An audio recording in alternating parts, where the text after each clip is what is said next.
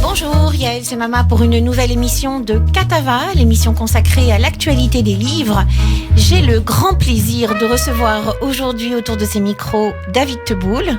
Bonjour. Bonjour.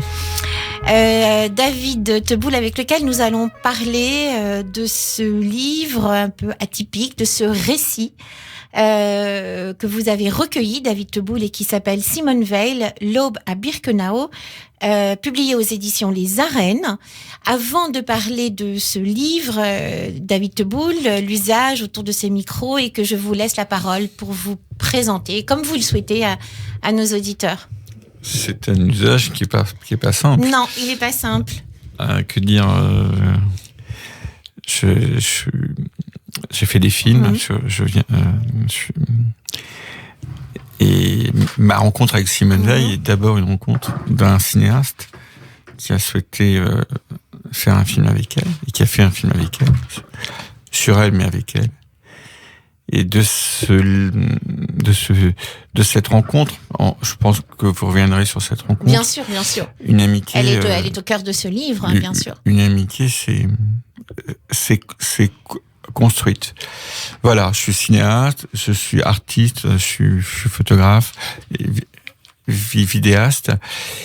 Et depuis quelques jours, je suis metteur en scène, car j'ai mis en scène, mis en espace, au Théâtre Antoine, le livre. C'était hier, donc c'est tout frais.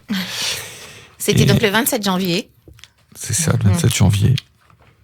Alors, avant de parler de cette mise en scène, de cette mise en lumière de ce récit, et puisque vous nous avez amené directement en vous présentant à cette rencontre avec Simone Weil, qui est bien sûr au centre de ce livre, David Teboul, présenter le livre, c'est évidemment parler de cette rencontre, mais parler aussi de votre rencontre, vous. Vous êtes alors un petit garçon ou un petit jeune homme. Je ne sais pas si à l'époque, à 13 ans, on était un adolescent. J'avais un peu moins de 13 ans. Voilà. J'étais vraiment un petit garçon. Vous étiez un petit garçon qui va avoir presque une révélation à l'occasion de la projection à la télé. On se rappelle tous de cette émission mythique, Les dossiers de l'écran, consacrée à la Shoah, avec en invité sur le plateau Simone Weil.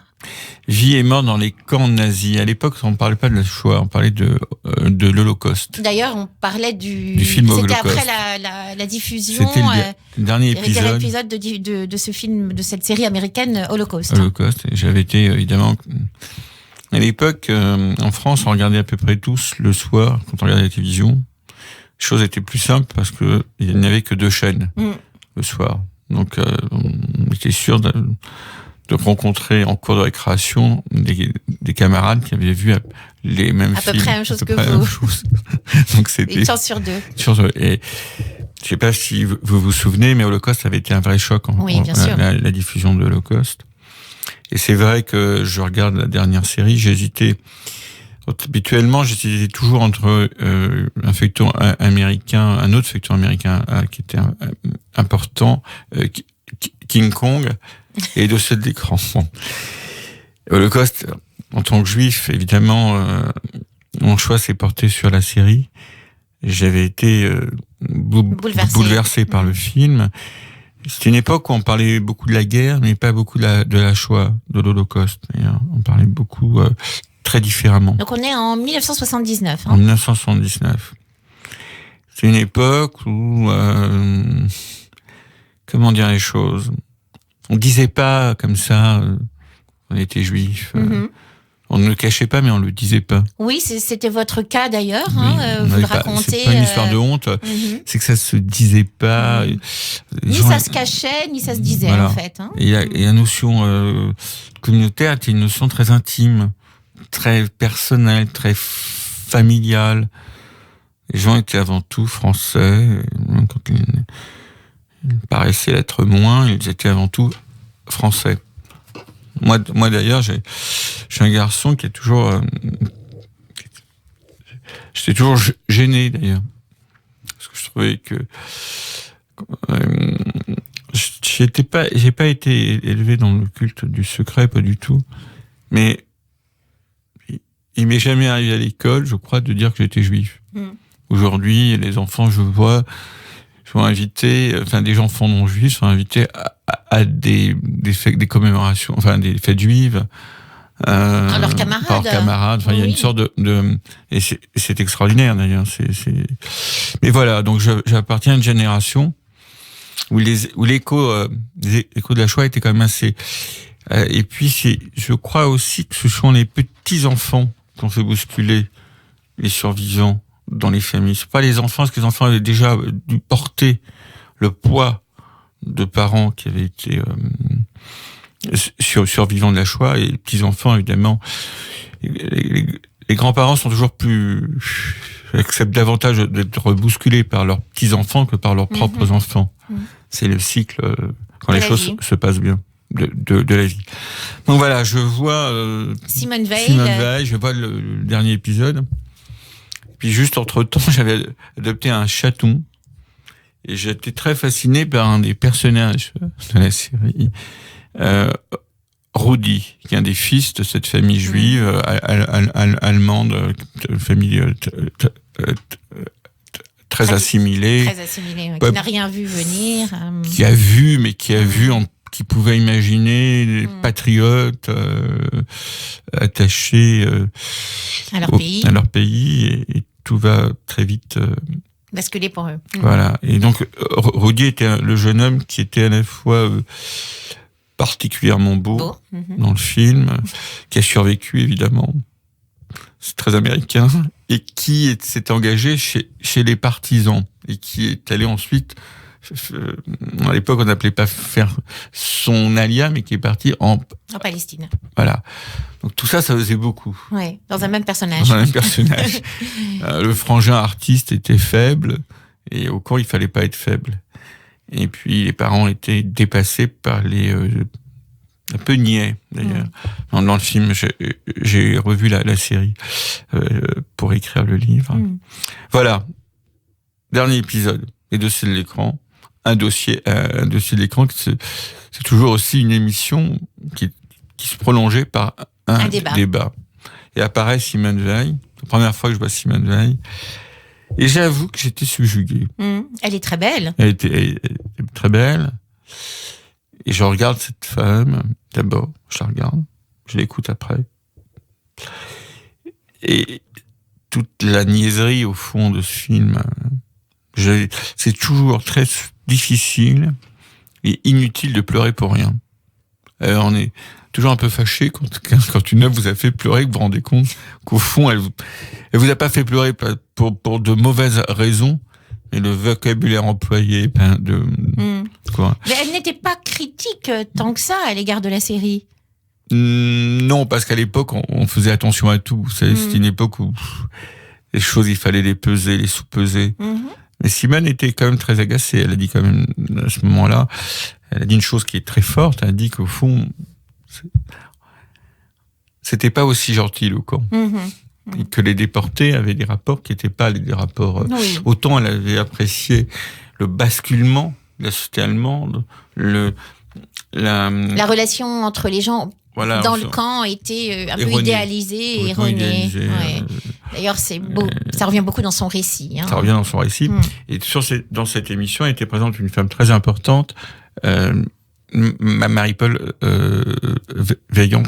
Vaillant-Couturier, qui est une grande figure de la résistance, qui était députée du Parti communiste français, une très grande dame, qui, elle, avait été déportée à Auschwitz, mais en tant que résistante. Et elle ne partageait pas du tout la même perception du camp. Et le petit garçon que j'étais, c'est vrai, avait basculé dans autre chose. C'est-à-dire Simone Veil, parce qu'à l'époque, c'était Simone Veil. Elle va rapidement devenir Simone. Alors, ça va mettre un peu de temps. Oui, pas si rapide. Dans votre tête, elle est devenue rapidement Simone. Voilà, il a fallu que je grandisse.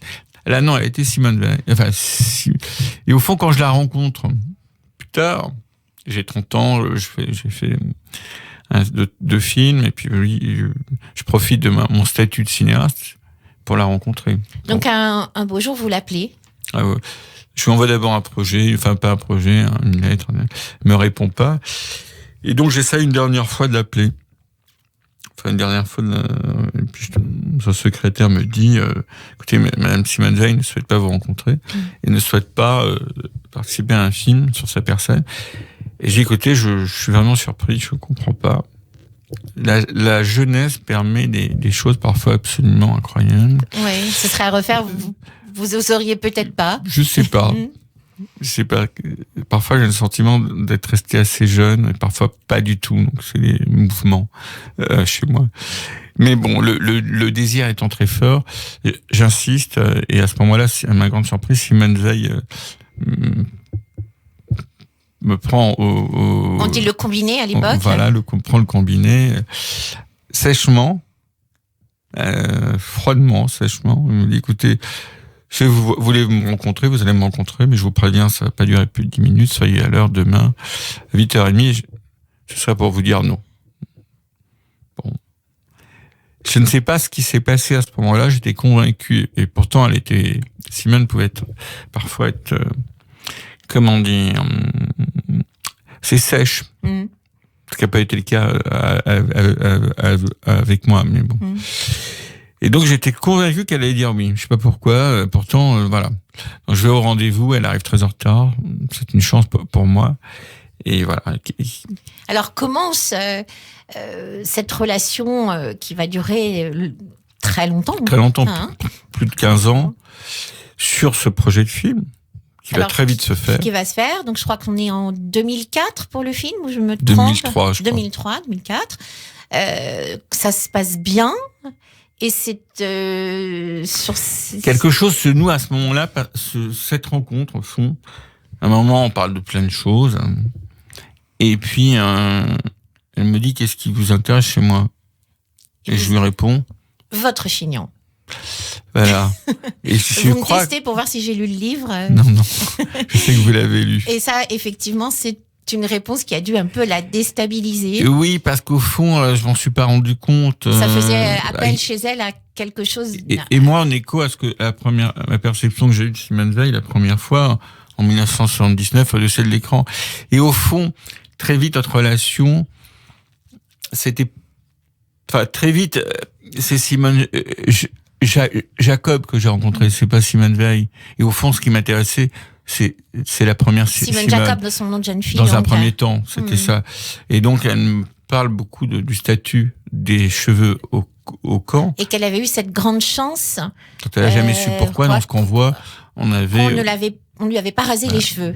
Qui a été certainement une des causes, des nombreuses, mais importantes, de sa survivance au camp. Et ça, c'est dans le livre, parce que dans le livre, le livre, c'est un livre intime, sans filtre. Oui, alors peut-être que c'est ce qu'il faut dire maintenant, David Teboul. Je raconte ma rencontre avec Simone, mais cette rencontre va donner lieu à des confidences, à des récits, à une parole complètement... Des heures et des heures d'entretien. On a presque envie de dire une parole vraiment libérée. Des heures et des heures d'entretien sur un territoire intime.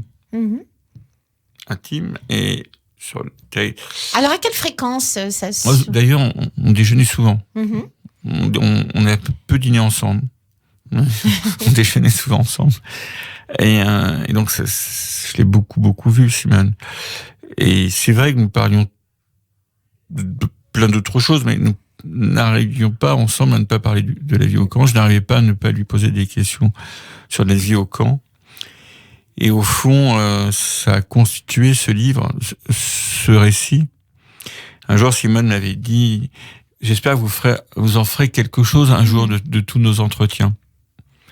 Et ce livre est un peu cette promesse aussi, de donner à lire, à entendre la parole très très forte, je trouve très simple, de la jeune Simone Veil. Alors, de ses prolongements aussi. Parce que il faut rappeler quand même qu'elle n'a que 16 ans et demi, 16 ans quand elle est déportée, donc c'est une toute jeune fille. Alors, l'histoire de Simone Veil est entre guillemets connue, on va pas tout raconter, mais ce livre, comme vous le dites, c'est un récit très intime, construit autour de différents personnages qui ont compté pour elle, autant dans son enfance, dans sa jeunesse qu'au camp.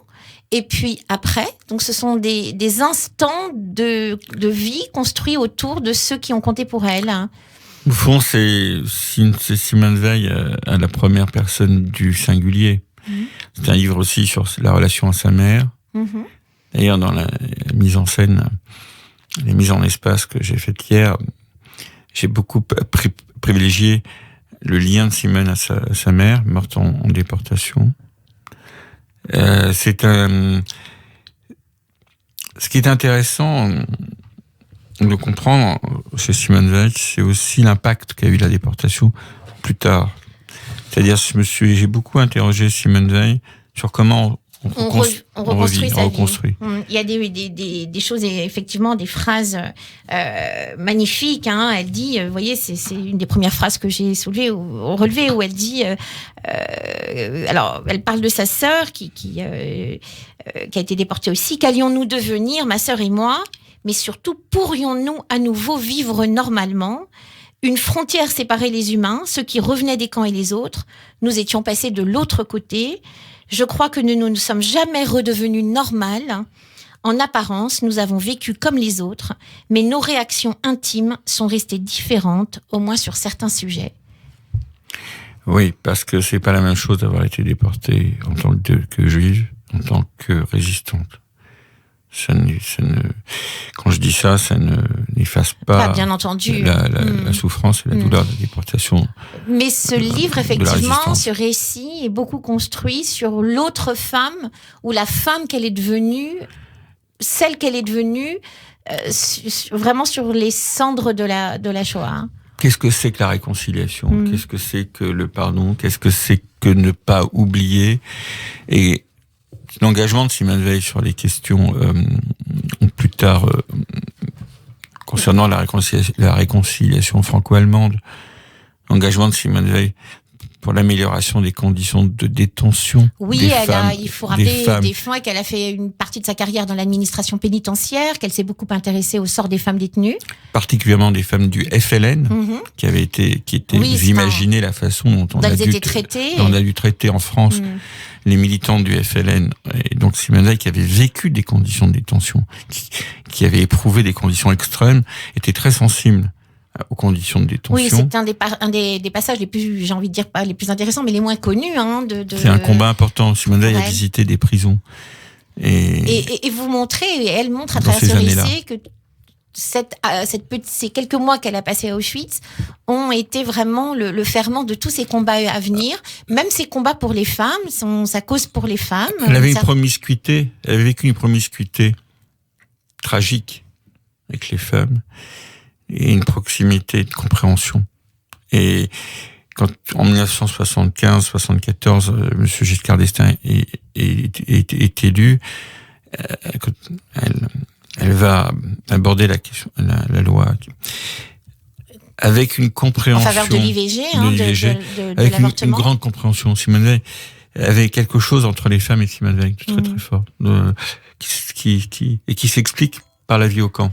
Alors, un des chapitres, en tout cas pour moi, les plus émouvants, c'est ce moment que vous allez passer avec elle et Marceline Loridan-Ivens, décédée il y a pas très longtemps, qui était donc cette jeune femme elles se sont connues au camp, une amitié des femmes très différentes. Voilà. Et il y a ce moment absolument incroyable que vous captez. Vous dites que vous êtes vidéaste. Quand vous écrivez, quand vous rapportez ça, on a l'impression de les voir toutes les deux sur ce lit, ce soir-là, à faire les faux folles. Marceline disait, on a l'âge de son trauma. Mon trauma, j'avais 15 ans à Birkenau, je suis restée. Une gamine de 15 ans. Et c'est vrai que quand Simone et Marceline se retrouvent, au fond, de quoi parle-t-elle ? Et forcément de ces quelques mois qu'elles ont passés ensemble à Auschwitz. Et donc elles ont l'âge de leur déportation. Alors, comme vous l'avez dit tout à l'heure, le temps passe vite, David Teboul. Dans ce merveilleux récit, L'Aube à Birkenau, Simone Weil se livre. Elle raconte bien entendu la période où elle est au camp, mais après aussi tous ses combats, tout ce qu'elle a fait, les gens qu'elle a aimés, évidemment la rencontre avec son mari, les enfants, ses amis, ses combats, sa reconstruction, la perte terrible de sa sœur Milou, Madeleine. C'est donc vous avez été le réceptacle de toute cette vie, David Teboul. Oui, j'ai eu énormément de chance de rencontrer Simone Weil. Et peut-être a-t-elle eu aussi de la chance de vous rencontrer, de pouvoir avoir quelqu'un à qui dire tout cela. Je suis sûr j'ai eu beaucoup de chance. Et j'avais aussi en ce moment, je suis irrité par cette notion de devoir, de mémoire. C'est pénible. Mais je souhaitais vraiment donner à lire et à entendre. Alors même si peut-être que le mot vous irrite, elle était quand même dans cette volonté de transmission. Bien sûr, mais attention, mais quand je dis devoir de mémoire, je dis pas que c'est pas. Non, c'est le mot peut-être. Ce n'est pas un devoir. La France est un pays obsédé par la commémoration. Alors, moi, j'ai voulu donner à entendre le contraire d'une commémoration, c'est-à-dire un objet vivant. Alors, à lire, un objet vivant. Alors effectivement, c'est un récit où la vie est extrêmement présente. Il fallait vraiment vouloir vivre pour échapper et c'est ce qu'elle a, c'est ce qu'elle a voulu. Elle a eu une vie extrêmement riche où elle a porté de très nombreux, ses messages. Puisque maintenant nous sommes filmés, les auditeurs verront que j'ai souligné à peu près tous ces moments. Je trouve que vous l'avez bien entendu ce livre. Oui, je l'ai bien entendu. On entend la voix de Simone Weil, on entend celle de Marceline Lorinette, on entend celle de Denise, sa sœur, on entend Paul Schaffer, on entend tous ceux qui ont compté pour elle. J'invite donc nos auditeurs dans ce merveilleux récit recueilli et j'ai envie de dire mise en scène par David Teboul, Simone Weil, L'Aube à Birkenau aux éditions Les Arènes. Merci beaucoup David Teboul d'avoir été avec nous. C'est moi qui vous remercie.